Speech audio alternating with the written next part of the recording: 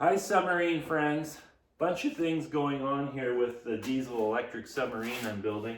So first thing is, yesterday I took the engine, so right here, I took the engine compartment outside and I put on a temporary muffler that I just scabbed on there and I ran it. Everything was fine. It's pretty quiet. Like the difference between having the engine inside the submarine hull or inside the engine compartment that's getting welded into this hole, it's just unbelievable. I bet it's 90% quieter. I mean, it's still not silent, but boy, it's so much better. I think it was a good move to do this. So, couple things.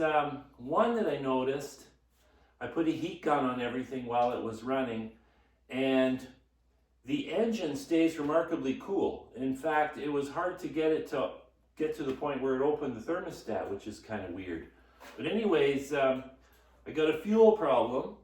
So I've got some kind of a loose connection or something because it's drawing air into the fuel system. So I got to deal with that. But that'll be simple. Probably a loose clamp.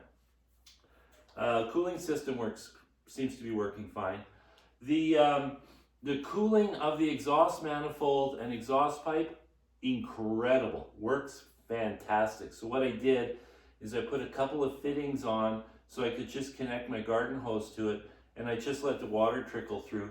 And with the engine running and revving, I can put my hand on the exhaust manifold and it's actually cold. So it really works well. And I can even hang on to the exhaust pipe coming out of the engine compartment. So that's pretty darn good. I'm pretty happy about that. So now I'm going to let that sit and take a break from it because I'm a little bit bored with it. And I brought my torches over and I'm going to start cutting out the brackets in here that were for the original engine mounting and all the other mounting stuff. So that's all getting cut out, and I'm gutting the inside of the sub, taking the cooling rad and everything out because I'm making a big change. One thing that bugs me about this submarine, and it's a design flaw that I can correct, is the variable ballast tank in the center of the hull is too high.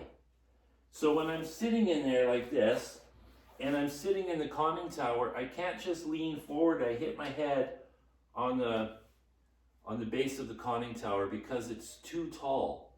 So what I'm going to do, I'm going to remove that tank, and the only way I can do that is to cut it up in place because this opening's not big enough for it to come out. And I'm actually only going to cut the top and sides off. I'm going to leave the base because I need the weight, and that's a really heavy steel plate. No point taking that out.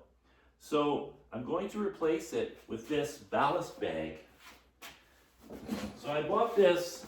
This is a brand spanking new ballast bag. It holds, according to my measurements, it holds 40 gallons. So what I did is I put it outside. I just can't remember the volume because it's been so long since I bought it. I bought it and never used it.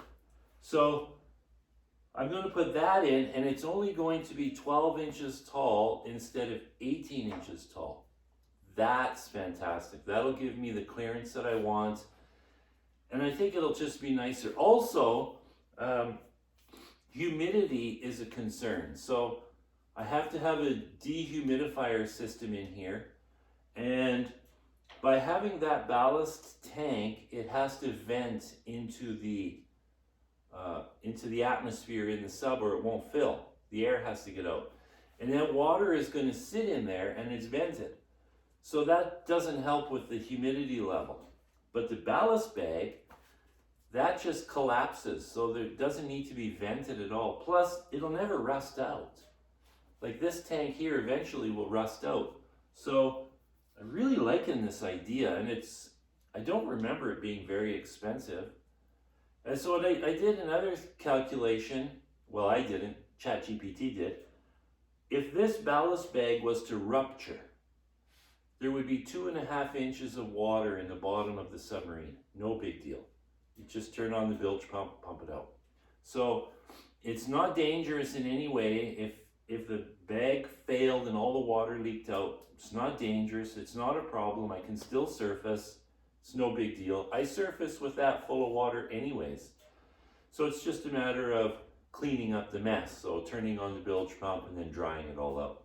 So it's very safe, and I think it's going to be nice because of the lower floor level in the sub. I'm really looking forward to that. So I got to start with cutting out all these bits and bobs inside and then getting to the tank and cutting it out. So that's my project for today. A dirty project, but my shop here has a wood stove going over there, and it's pretty warm still. It's like +6 this morning Celsius. So it's so warm in here. It's really, you know, I have to have a fire, but it's really warm in here. So I get to work with the door open, and I can put a fan there. Whatever smoke comes from this, I can just blow out. So it's actually a perfect day to do it because I got too much heat in here anyways. So wish me luck. Ciao.